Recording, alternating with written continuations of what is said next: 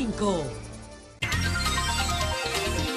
Son las 7 en punto de la mañana. Buenos días, dominicanos, dominicanas, ciudadanos y ciudadanas del mundo. Julio Martínez Pozo, los comentarios de los temas más importantes en el programa de mayor influencia de la radio y la televisión nacional. En este martes 27 de agosto, año 2019. Buenos días a todo el equipo del Sol de la Mañana, toda la audiencia de Sol, la teleaudiencia de Telefuturo, Canal 23 y a todas las personas que nos siguen a través de las redes sociales. Así es que buenos días a todos y a todas. El país está muy alerta de lo que pudiera pasar con la tormenta Dorian, ya convertido en huracán categoría 1. El presidente Danilo Medina en el día de ayer hizo una convocatoria, no solo por Dorian, sino también por la situación que vive el país con el dengue. Y se agrava cuando se junta con los efectos que pudiera tener este fenómeno, que por lo menos muchas lluvias. En el caso de Puerto Rico pues está totalmente traumatizado por lo que vivió con el huracán María en el 2017, en septiembre del 2017, y desde que se ha mencionado la posibilidad de Dorian, que se fortalecía en su rumbo hacia Puerto Rico, todos los supermercados se han abarrotado, ha habido ya escasez del agua embotellada, porque la gente, como ha vivido esa experiencia, que la tiene todavía ahí muy pendiente, teme por situaciones similares. Entonces tenemos que estar todos muy pendientes a las orientaciones de nuestras autoridades. Siempre hemos tenido el inconveniente en la República Dominicana de que, aunque los vientos de tormenta, huracán, sean leves, siempre que hay muchas lluvias, tenemos situaciones de emergencia, porque hay una parte de la población que se ha ubicado en zonas muy vulnerables, en antiguos cauces de ríos y de cañadas, y eso se torna sumamente peligroso. Parece ser que no tenemos tantos problemas con las presas, que por el contrario están necesitadas de los aportes de agua que pueda traer Dorian. Pero bueno, en esto es siempre pendiente, cero imprudencia,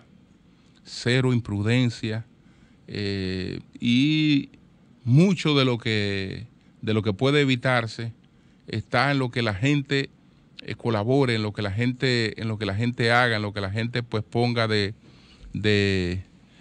su parte. Se han dado, como siempre, los contactos para el reporte de cualquier situación. Por ejemplo, el COE, el teléfono del COE es el 809-472-0909.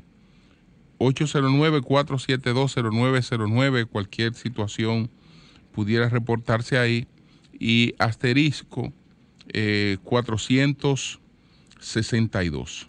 Entonces, nosotros durante todo el programa de hoy estaremos en contacto con nuestras autoridades para llevar todas las orientaciones pertinentes sobre lo que pudiera ser el paso de la tormenta Dorian por el territorio dominicano. Huracán categoría 1. Bueno, ayer el primer tribunal colegiado del Distrito Nacional emitió su sentencia, por lo menos la parte dispositiva, en la que Pablo Ros fue condenado a 10 años de prisión, acusado de abusar sexualmente de una hija, o de una hijastra, que es lo mismo. Entonces, ¿qué cosa? En principio, pues, pena, mucha pena, porque lo que ha sido la carrera, la trayectoria de Pablo Ros con esta cuestión queda pues muy maltrecha. Él tiene la oportunidad ahora de tratar en apelación de disminuir la sentencia, porque se le aplicó la pena máxima. Es probable que él pueda demostrar algunos atenuantes, algunas cuestiones que ya en la instancia de apelación, donde por lo general los jueces se manejan con mayor sosiego, pues pueda revisarse la pena máxima, lo que sería inevitable en el caso de Pablo Ros, según los hechos configurados, sería la condena, aunque pudiera tratar de reducirla en apelación. Y tras la pena por el amigo, pena por el comunicador, sin dejar de tomar en cuenta que hay una víctima y que la sociedad ha querido resarcirle por esta vía, no es, sin embargo, la única vía, porque la víctima requiere de otros auxilios, y detrás de esto hay familias destruidas y cosas que se hacen irrecuperables. Entonces, el caso de Pablo Ros se tornó mucho más grave, porque cuando se da a conocer la situación que se ha presentado con esta hijastra a la que él le ha hecho insinuaciones, a la que él ha tocado de manera indebida, entonces empiezan a aparecer otros testimonios.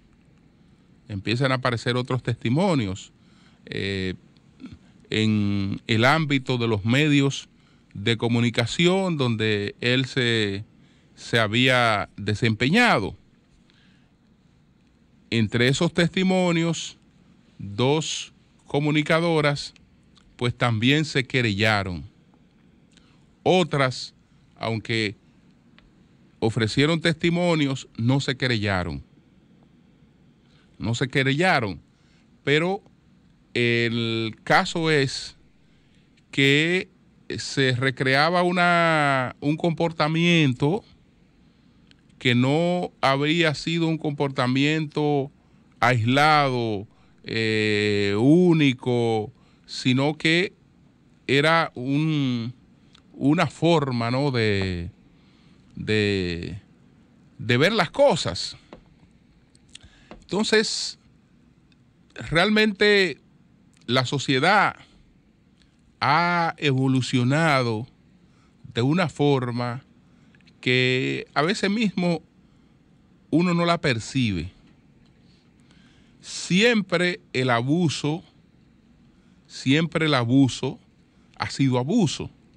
Siempre el querer imponer su jerarquía sobre una persona, su notoriedad, la posibilidad de que esa persona tenga una oportunidad al lado de una figura establecida, siempre el tratar de hacer provecho de esas cosas, ha sido abusivo, pero por ser abusivo, no en todas las épocas se ha visto de la misma manera. Cuando vemos lo que fue la época de la esclavitud en los Estados Unidos, esclavitud que aún se mantuvo después de la independencia, y esclavitud que produjo la guerra civil de los Estados Unidos, porque si bien es cierto que el partido abolicionista, que paradójicamente cualquiera se confundiría y creería que fueron los demócratas los que abolieron la esclavitud, no, el partido abolicionista fue el partido abolicionista republicano, es decir, los republicanos fueron los que los abolicionistas, los que eliminaron la esclavitud. Entonces, ¿cuál era el atractivo de los estados esclavistas? Solamente la mano de obra barata no, la mano de obra obligada de los esclavos, por lo que los líderes de los estados sureños, de los estados esclavistas, no querían emancipar, no querían pues conceder la libertad a sus esclavos. Había otro motivo en los dueños de esclavos, y un motivo muy particular y un estímulo muy particular era que los esclavos eran los dueños de las esclavas. Entonces, el dueño de los esclavos podía sustentar relaciones sexuales con las esclavas porque todas les pertenecían. Incluso en el caso de su vida familiar, en el caso de su esposa, las relaciones con una esclava no eran un acto de infidelidad. No se veía como tal, sino eso era un derecho natural que tenía el propietario de los esclavos. Entonces, una de las cosas que los hacía aferrarse a la esclavitud hasta el extremo de que para quitarnos esto hay que matarnos, y se fueron a una guerra para mantener la esclavitud, era justamente eso, ese derecho de propiedad sexual que tenían sobre todas las esclavas. Incluso en el caso de consentir que una esclava se matrimoniara o se uniera con otro esclavo, pues siempre el propietario tenía el privilegio de iniciar en la vida sexual a la esclava.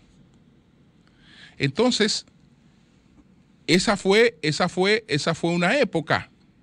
Esa fue una época en la que se va evolucionando, porque después de que es abolida la esclavitud en los Estados Unidos, abolición no significa ya el paso necesario a una sociedad nueva, sino que se mantienen en cierta medida parte de lo que eran las tradiciones, y es con los años que vienen los derechos de segunda, tercera y hasta cuarta generación.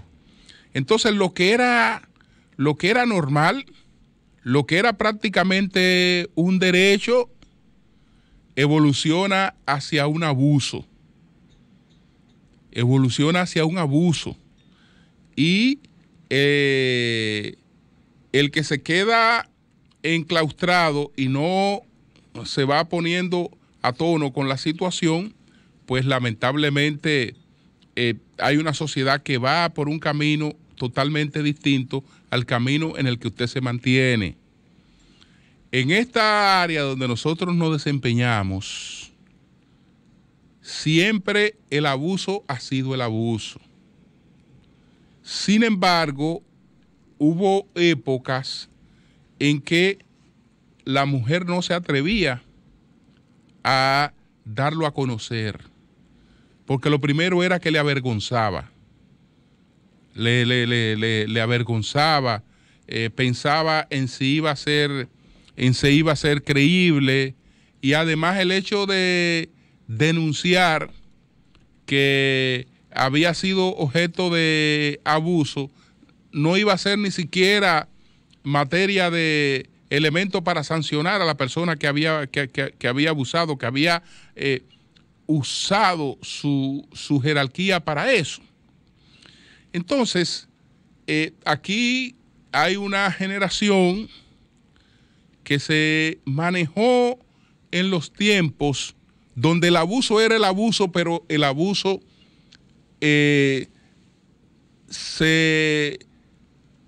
había niveles de tolerancia.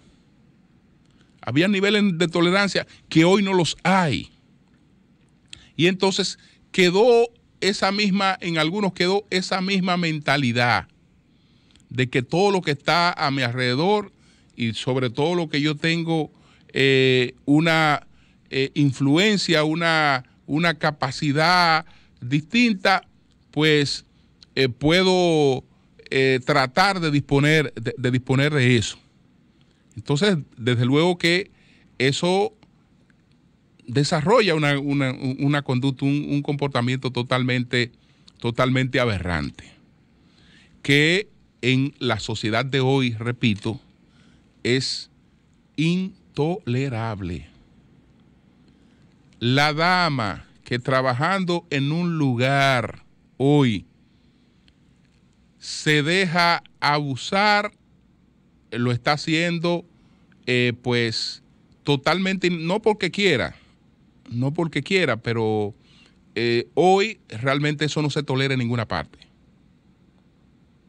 Eso no se tolera en ninguna parte, y a nivel judicial ya sabemos lo que pasa. Y entre más poder, más notoriedad tiene la persona, más implacable resulta el sistema con la persona. Más implacable resulta.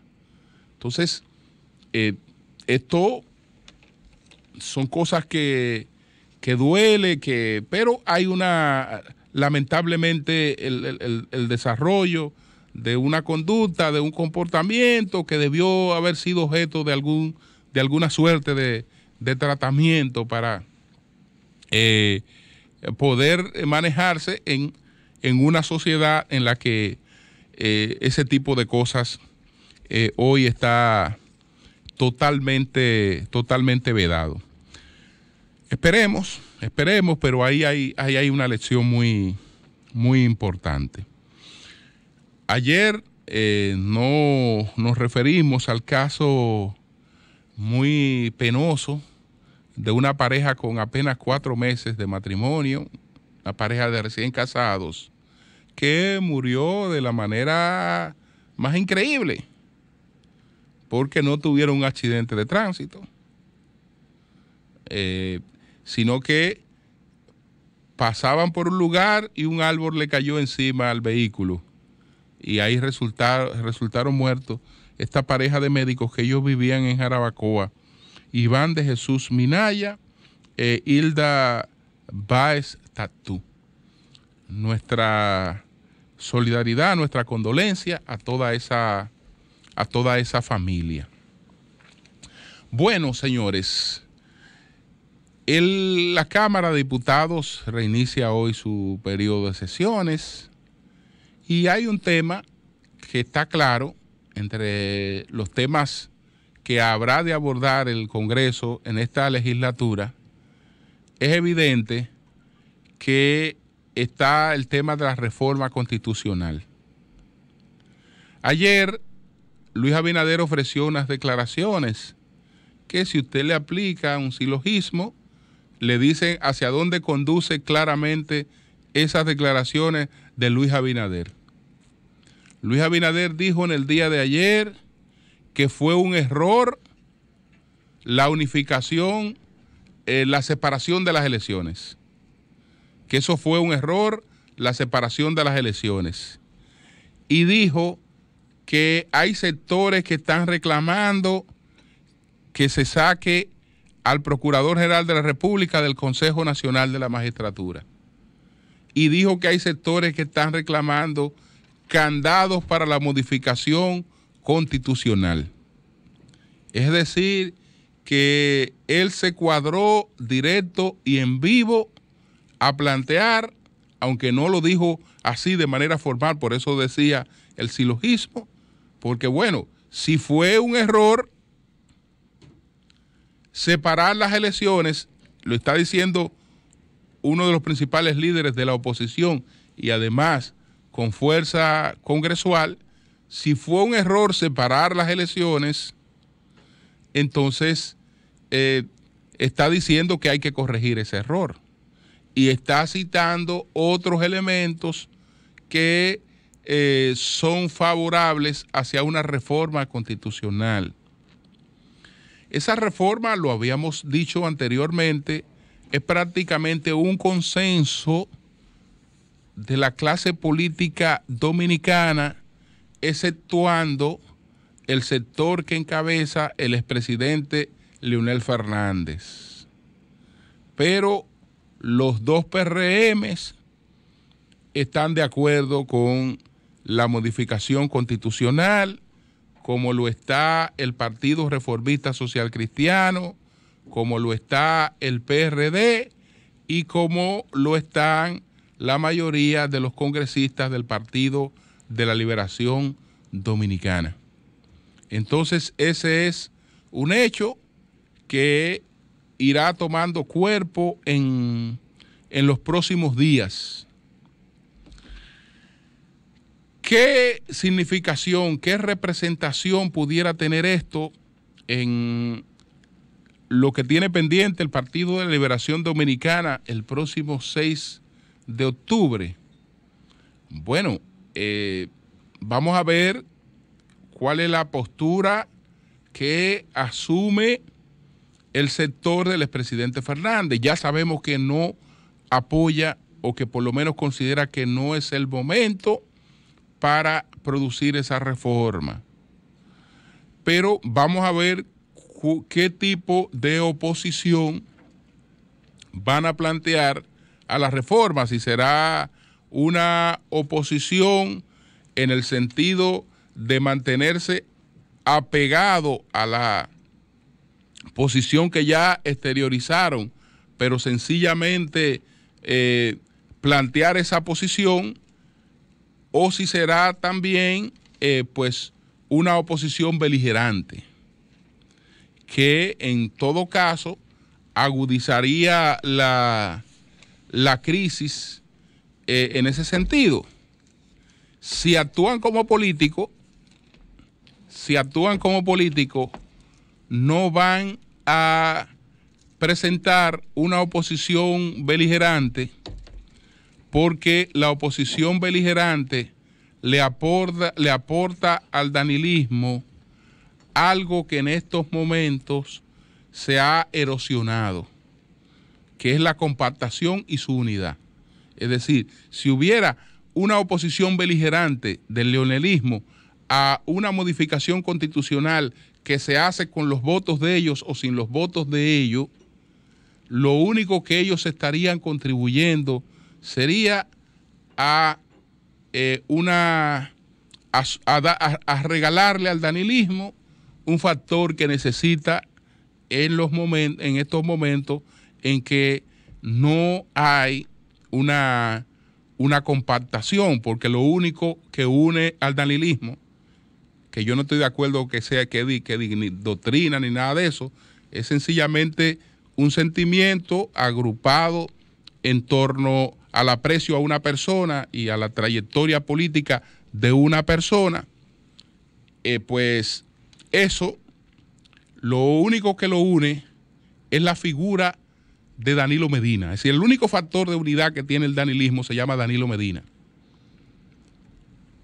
Como ese factor se ha colocado a un lado, en el momento en que hay que adoptar una decisión, eso ha conllevado realmente a una situación de fraccionamiento.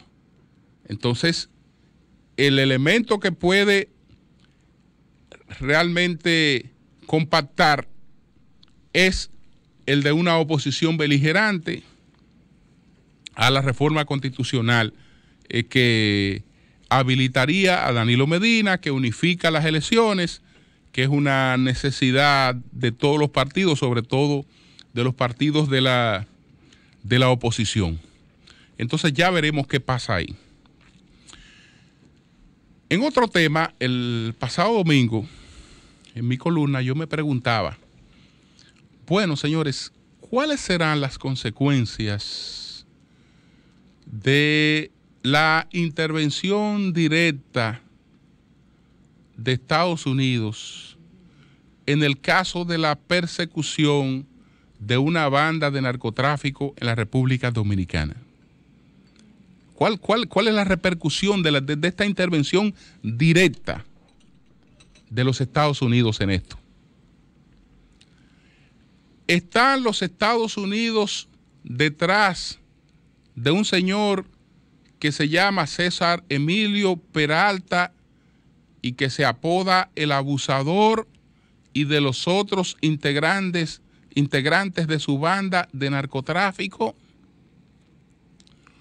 ¿O están los Estados Unidos detrás de esa persona para tratar de ver cuál era la red de protección que le había permitido operar durante tanto tiempo sin el temor a caer? Yo creo que eso lo dirán las negociaciones, los interrogatorios y los acuerdos a los que ellos arriben con esa persona, incluyendo al principal, que a mí no me cabe dudas. A mí no me cabe dudas de que será apresado y será extraditado a los Estados Unidos. Porque incluso ese es, entre los escenarios que él tiene, el escenario menos traumático, porque todos los que tiene son desoladores, pero ese sería su escenario más favorable. Entonces, tras esta entrega, y ya hay varios miembros de su equipo que han sido apresados, viene un proceso de interrogatorio y viene un proceso de acuerdos y de negociaciones. ¿Qué cosas saldrán a relucir ahí? ¿Y qué repercusión tendrían las cosas que pudieran salir a repercutir en el caso de esta banda? En el documento que liberó Estados Unidos el mismo día que se produjo la rueda de prensa en la República Dominicana, ellos hablan de que la corrupción política permitió la operación de César Emilio Peralta en la República Dominicana. Entonces es evidente que puede que el objetivo de todo esto no sea el desmantelar una banda, porque se sabe que en el narcotráfico de manera natural se desmantela una banda y esa banda queda sustituida casi de manera automática por el surgimiento de otra.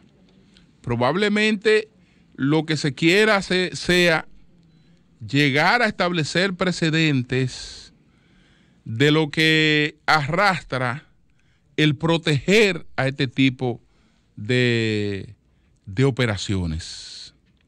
Entonces, no es un asunto que se queda en lo que sabemos hasta ahora.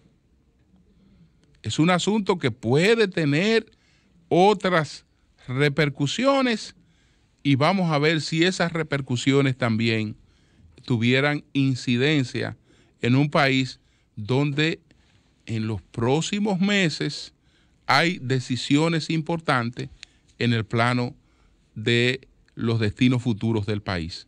Cambio y fuera.